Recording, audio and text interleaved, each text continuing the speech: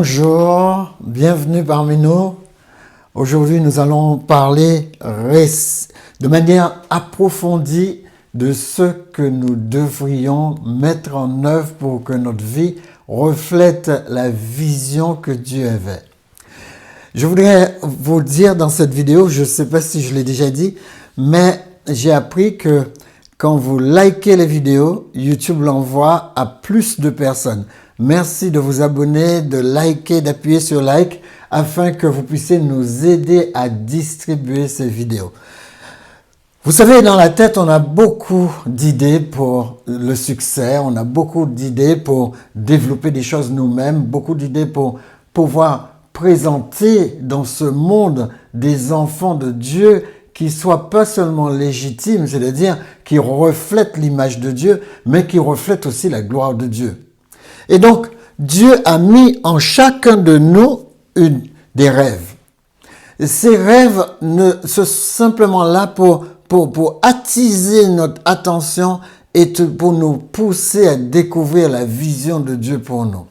Certaines personnes veulent construire une maison à l'intérieur d'eux, une maison qui pas seulement reflète le luxe, j'allais dire, reflète la grandeur, mais surtout qui puisse être représentatif. Ces maisons où ils peuvent faire quelque chose pour Dieu, où ils peuvent attirer l'attention pour Dieu. Parce que quand vous avez un projet et que le projet n'attire pas l'attention sur Dieu, mais sur vous-même, eh bien, c'est un peu un contre-rêve ou un contre-projet, une contre-vision, comme vous voulez.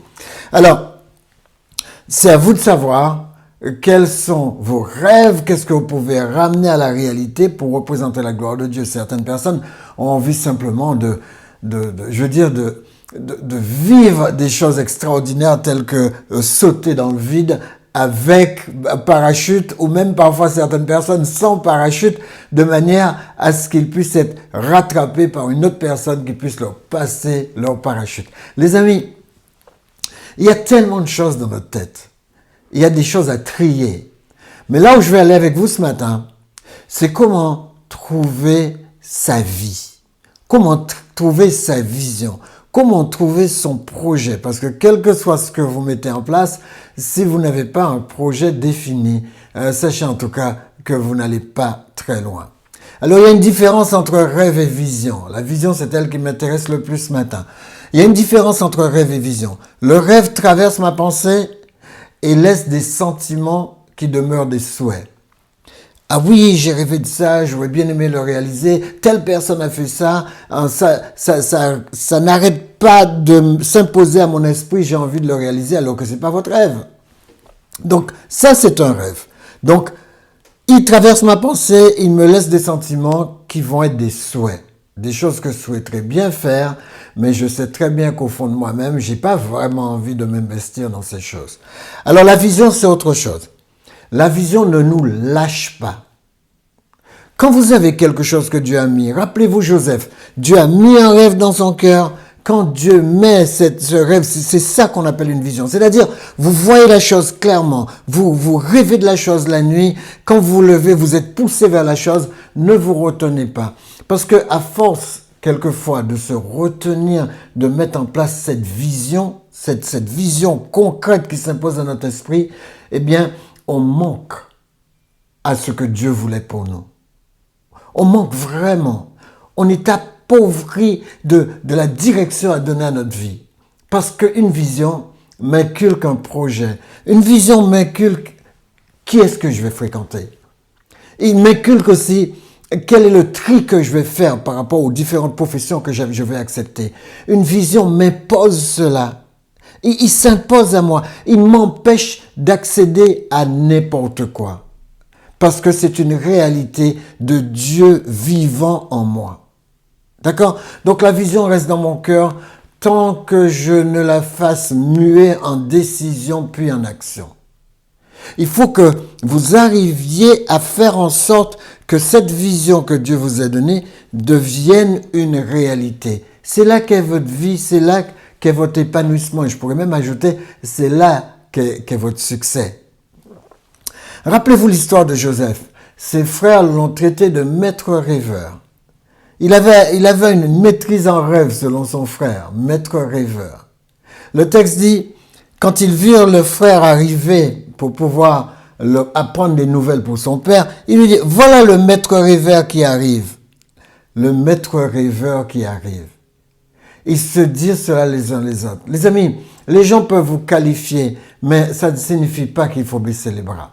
Alors, regardez Joseph ce qu'il dit. Quand Joseph a été, bien sûr, vous vous rappelez l'histoire, quand Joseph est parti en Égypte parce qu'il a été donné, il a été vendu par ses frères, même pas donné aux Amalécites, vendu par ses frères, ils l'ont amené en Égypte. En Égypte, rappelez-vous, Monsieur Potiphar l'a acheté.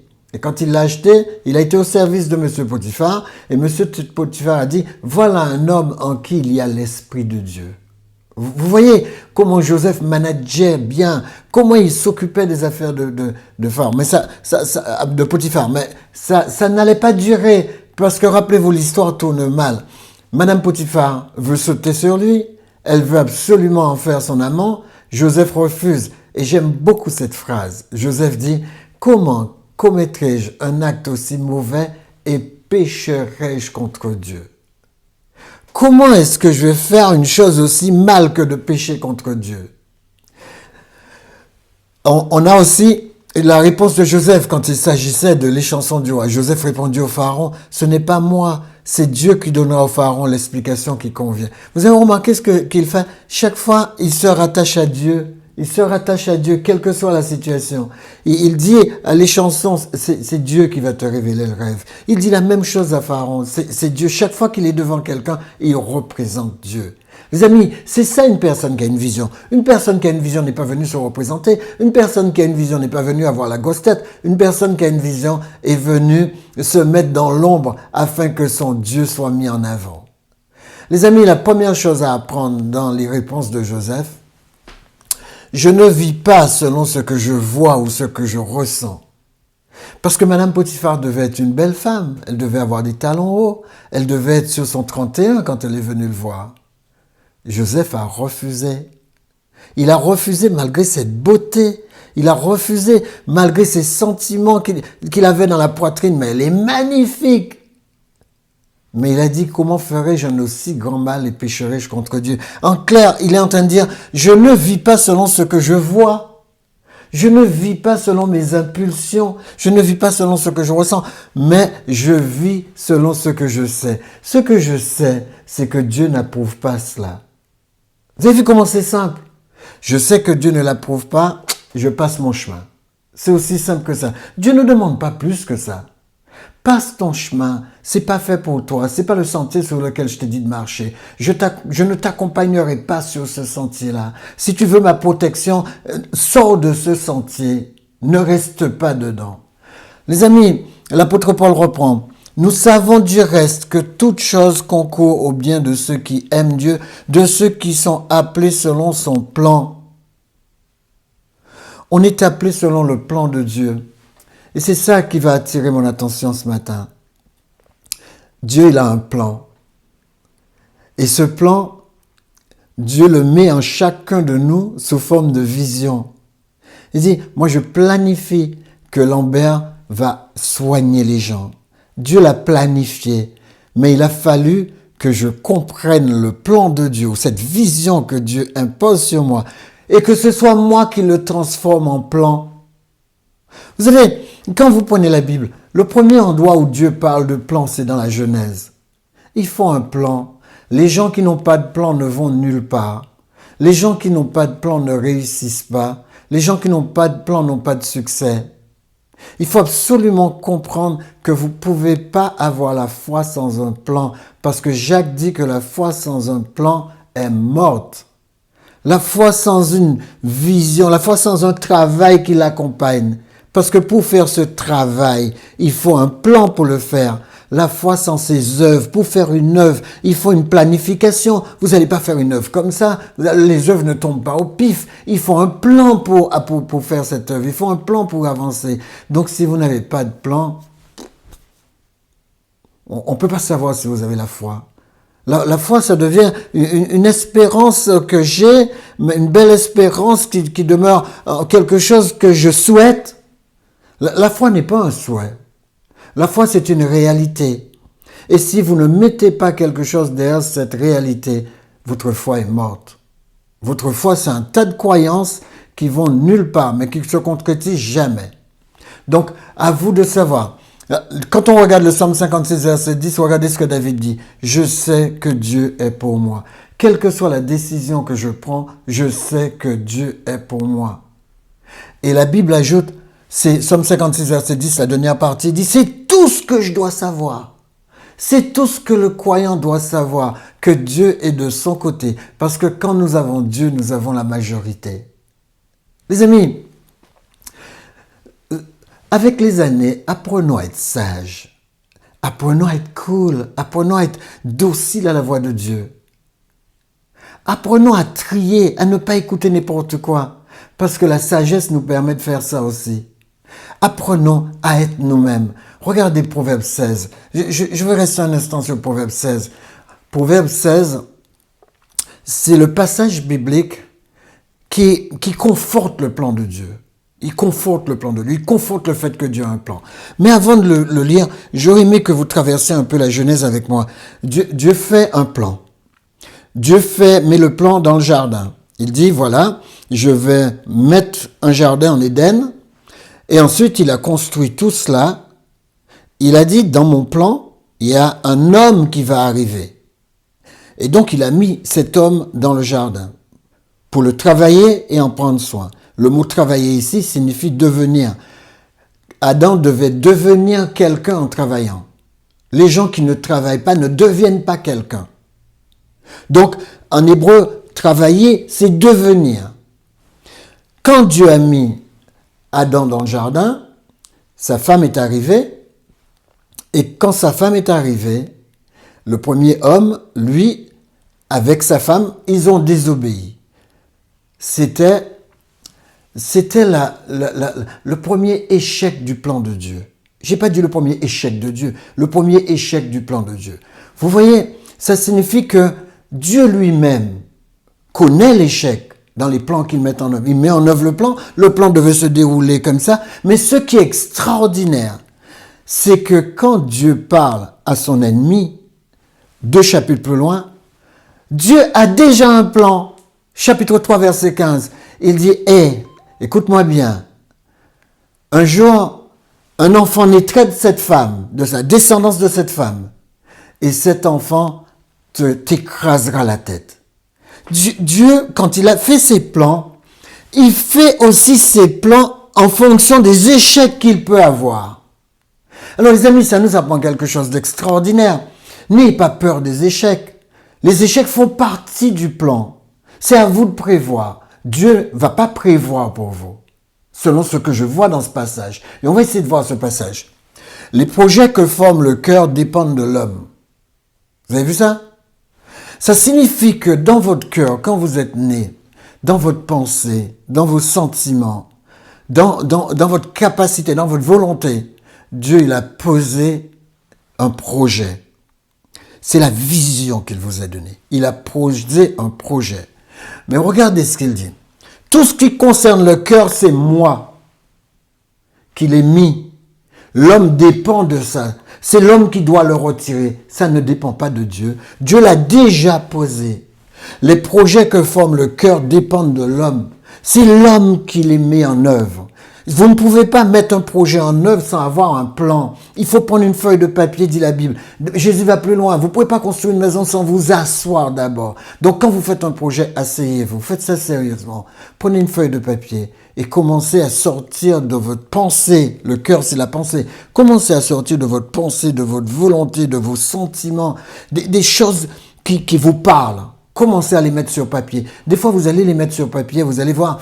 C'est trop grand pour vous. Mais c'est pas grave. Dieu a dit de le sortir et de le mettre sur papier. Les amis, regardez le reste. Mais la réponse que donne la bouche vient de l'Éternel. C'est-à-dire que la concrétisation de ce que vous allez voir et donc ce que vous allez parler, ça vient de l'Éternel. Donc l'Éternel vous a dit, assois ton projet sur une feuille de papier. Et pour l'argent qui vient, les réponses qui viennent, c'est moi qui m'en occuperai. C'est pas tes oignons, c'est les miens. Donc Dieu est capable de prendre en charge votre projet. Dieu est capable d'ouvrir les portes. Le temps me manquerait pour vous raconter la multitude de choses que je connais qui ont été mises en place où les personnes n'avaient pas 1 euro dans la poche. Il y a quelque chose de tordu. Quand les gens nous font croire qu'il faut absolument avoir beaucoup d'argent à côté pour faire un projet. Une personne est venue me parler de ça cette semaine. Et je lui ai dit non. Et je lui ai dit, prends une calculette et je vais te montrer avec quoi j'ai monté mon magasin. Les amis, il faut que vous soyez réalistes. Dieu veut vous voir à l'œuvre. Dieu veut vous voir. Regardez l'autre verset. Le verset 3, il dit, recommande à l'Éternel tes œuvres. Je fabrique mon plan sur un papier, je le recommande à l'Éternel. Voilà ce que je fais, je le recommande à l'Éternel. Et il dit quoi? Une fois que je l'ai recommandé, Dieu prend le reste en charge. C'est Dieu qui va ouvrir les portes pour tout ce dont vous avez besoin pour ce projet. Sans quoi, ce n'est pas une bonne promesse. Et vous n'allez pas me faire croire que dans la Bible, il n'y a pas de bonne promesse. C'est pas vrai. C'est Dieu qui est derrière la promesse. Dieu a les capacités. Il dit, l'argent et l'or m'appartient. Les cieux et la terre m'appartiennent. Je fais même de la terre mon marchepied. Les amis, si Dieu peut prendre quelque chose comme la terre et dire son marchepied, essayez de vous imaginer la capacité qu'il y a derrière. Dieu, c'est une machine de capacité. Donc, Dieu est capable. Il est capable. On peut faire confiance à une personne quand la personne est capable. Regardez, recommande à l'Éternel tes œuvres et tes projets réussiront. Tes projets réussiront. Ma question ici, c'est est-ce que vous avez la foi? Est-ce que vous avez la foi dans la parole de Dieu? Parce que la foi indique à celui qui l'a que la parole de Dieu est confiante. La parole de Dieu est fondée. La parole de Dieu n'est pas vide. Dieu ne parle pas inutilement. Regardez le verset 7. Quand l'Éternel approuve les voies d'un homme, il dispose favorablement à son égard même ses ennemis. Dieu est en train de nous dire, je peux même appeler tes ennemis pour te donner un coup de main dans ton projet. Et ça, je l'ai déjà vu se faire. C'est pourquoi Dieu dit aimez vos ennemis. Parce que souvent, vos ennemis vous servent plus dans vos projets que vos propres amis qui sont jaloux. Vous voyez comment ça fonctionne? Que même vos proches qui sont jaloux. Les gens le plus près de vous, quelquefois, c'est eux qui détruisent votre projet. Et souvent, la personne qui ne vous aime pas, c'est lui que Dieu va mettre sur votre chemin pour pouvoir vous aider à avancer. Les amis, Dieu dispose favorablement à son égard, même ses ennemis. Regardez le verset 8. Le verset 8. Mieux vaut peu avec la justice que de grands revenus avec l'injustice. Qu'est-ce que Dieu est en train de nous dire? Il nous dit, quand tu feras ton projet, sois juste. Aie une comptabilité juste. Fais les choses bien. N'essaie pas de tricher. Dans le cas de Joseph, on disait que Joseph avait une balance juste. N'ayez pas de balance double, mais des balances justes. Dieu, il aime la balance juste. Et le verset 9, il dit, le cœur de l'homme médite sa voie, mais c'est l'Éternel qui dirige ses pas. Ce verset est très intéressant. Le cœur de l'homme médite sa voie. C'est-à-dire, vous prenez une feuille de papier, vous sortez, vous méditez, vous sortez ce qui vous touche sentimentalement, vous sortez ce qui touche à votre capacité de choix, vous sortez ce qui touche à votre pensée, ce qui ne s'éloigne pas de vous. Et l'Éternel dit, s'il reste dans ma voie, je dirigerai ses pas. Le Seigneur ne dirigera pas vos pas si vous amenez quelque chose de tordu à sa table. Vous voyez, c'est clair. L'Éternel dirigera vos pas si vous restez en connexion avec lui. Mais si vous ne restez pas en connexion avec lui, si votre cœur, c'est-à-dire si votre pensée, si vos sentiments, si votre volonté, votre capacité à faire des choix n'inclut pas Dieu, Dieu ne peut pas diriger votre histoire. Mettez Dieu aux commandes. C'est ce qui se passe quand vous méditez chaque matin, quand vous méditez chaque soir. Vous mettez Dieu aux commandes de votre vie. Alors, vous faites votre projet, mais Dieu est inclus. De toute manière, le projet que vous êtes en train de faire, c'est le projet que Dieu a mis en vous. Donc, son inclusion est dès l'origine. C'est à vous de savoir si vous voulez maintenir ou non cette inclusion. Donc, votre vie, c'est vous qui l'avez en charge, c'est vous qui la gérez. Alors faites-en une bonne gestion. On nous dit pendant une même nuit, les chansons et le panetier du roi d'Égypte qui était enfermé dans la prison heurtent tout d'un songe. Donc rappelez-vous ça, Joseph étant venu le matin vers eux, les regardait et voici ils étaient tristes. Alors il questionna les officiers de Pharaon qui étaient avec lui dans la prison et son maître et il leur dit « Pourquoi avez-vous un si mauvais visage aujourd'hui ?» Et ils lui répondirent, nous avons eu un songe et il n'y a personne pour l'expliquer. Vous connaissez l'histoire, Joseph va expliquer le songe et quand il va expliquer le songe, on se rend compte que une des personnes va mourir et l'autre personne va vivre. Alors, la notion numéro 2 à retenir ici, détourne-toi de tes difficultés pour aider les autres. Joseph s'arrête un instant et lui, au lieu de s'occuper de ses propres affaires, il a vu ces personnes tristes, il va tendre la main. Apprenez à tendre la main pendant tout votre projet et même pendant toute votre vie. Apprenez à tendre la main. Apprenez à réfléchir aussi quand vous tendez la main parce qu'on peut vous tromper. Soyez simple comme la colombe et prudent comme le serpent. C'est la notion numéro 2 pour avancer dans vos projets. Et Joseph va dire ce que j'ai aimé. Joseph leur dit, n'est-ce pas à Dieu qu'appartiennent les explications? Racontez-moi votre sagesse. Il faut aider les gens. D'ailleurs, Daniel le dit pareil quand le roi Nebuchadnezzar ne savait pas comment s'en sortir. Daniel va lui donner un coup de main. Mais il y a dans les cieux, dit-il. Voyez bien, il envoie toujours Dieu en avant. Il y a dans les cieux un Dieu qui révèle les secrets. Donc, Dieu veut aussi nous révéler les secrets qu'il a placés en nous. Mais il nous dit, tu ne feras rien, rien ne sortira de toi si tu ne t'assois pas et que tu ne prennes pas un temps pour mettre ce projet concrètement sur papier. Dieu vous donne le projet, il ne fait pas le plan pour vous. Dieu vous donne le projet, il ne fait pas le plan pour vous. Rappelez-vous toujours ça. C'est vous qui allez faire le plan, c'est votre participation au projet de Dieu. Donc, notion numéro 3, je présente toute difficulté que je rencontre lors de mon projet à Dieu. À Dieu en premier. Parce que seul lui dit qu'il peut vous prendre en charge. Il est sûr d'avoir les capacités de tout ce qu'il raconte. Quand Dieu dit quelque chose, ce n'est pas des paroles en l'air. Il a la capacité de le faire. Les amis, souviens-toi, dit-il. Rappelez-vous, on retourne en prison. Mais souviens-toi de moi, dit-il, quand tu seras heureux. Quand il a expliqué le songe à cet homme, il lui a dit, souviens-toi de moi. Montre de la bonté à mon égard. Parle en faveur de Pharaon et fais-moi sortir de cette maison. Rendez compte de ce qu'il dit au chef des échansons. Il lui dit, parle en ma faveur, fais-moi sortir. Joseph veut s'accrocher quelque part, il veut tenir à quelqu'un, il veut sortir de prison. Ça va faire quasiment 13 ans qu'il est là. Donc il veut sortir de prison. 2 ans, c'est-à-dire 13 ans, non, ça faisait 11 ans qu'il était là. D'accord, 2 ans avant sa sortie. Donc, car j'ai été élevé au pays des Hébreux, dit-il. Il dit, et ici même, je n'ai rien fait pour être mis en prison. Il parle à cet homme, il vide son cœur. Mais regardez ce que dit le verset 23.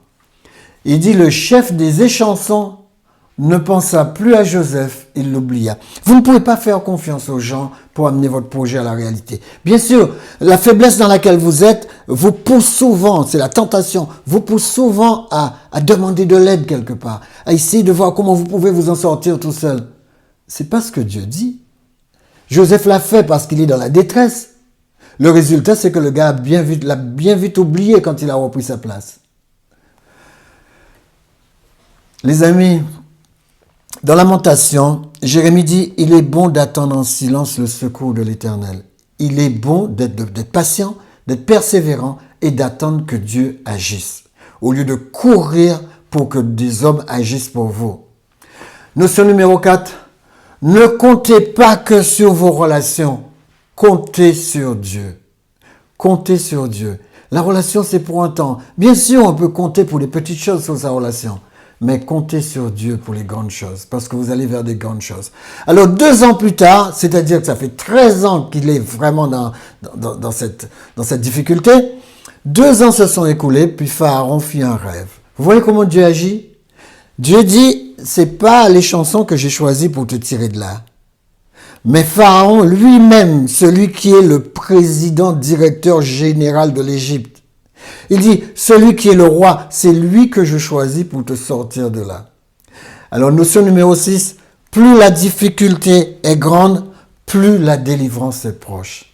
Rappelez-vous, plus les choses deviennent tordues, serrées, ça fait 2 ans d'attente de plus. Eh bien voilà, boum, il est délivré. Parce que le texte dit, donc 13 ans plus tard, alors que Pharaon envoya chercher Joseph, et sur le champ, on court le chercher, on le fit sortir du cachot, on le rasa, on le fit changer d'habit, et on l'introduisit devant Pharaon.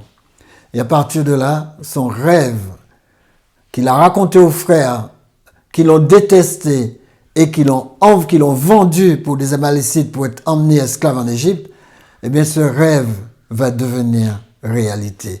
Le Pharaon dit à Joseph, puisque Dieu, quand il a expliqué le rêve, puisque Dieu t'a fait connaître toutes ces choses, il n'y a personne qui soit aussi avisé, aussi sage que toi.